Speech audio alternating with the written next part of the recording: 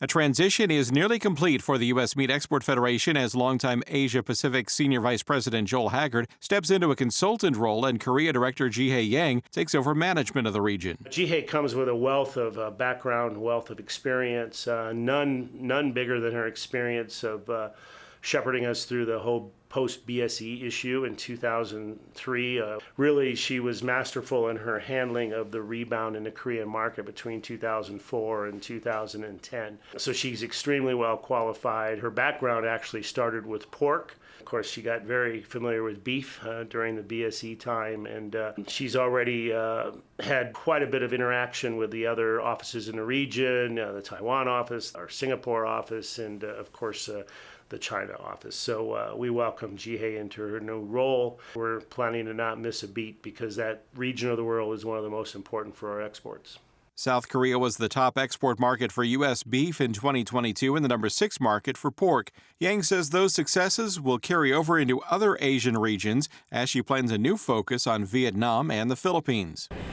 Because of their the preference on the high-quality grain-fed beef, because they've never been exposed to the high-quality beef. And they have a good exposure to the Korean style or the Japanese style culture, which includes the barbecue, the Korean barbecue or Japanese yakiniku culture. So U.S. beef is an essential item for that segment. So I see that the great potential to expand our share in the food service market, especially in Vietnam and Philippines.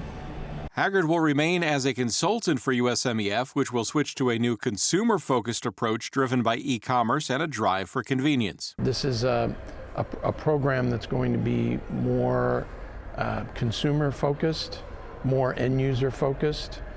We've dealt the last couple of decades dealing with the trade, a trade-heavy program, building those sales channels, but now it's time to reach further down the line and engage more with consumers. And I'm really thinking about China.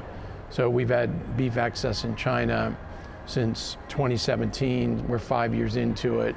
Really the last 3 years has been building the sales channels since the bilateral trade deal. But now we're going to engage further and try to build the image of the U.S. as the premier grain-fed supplier. For more about the U.S. Meat Export Federation and our work around the world, visit usmef.org.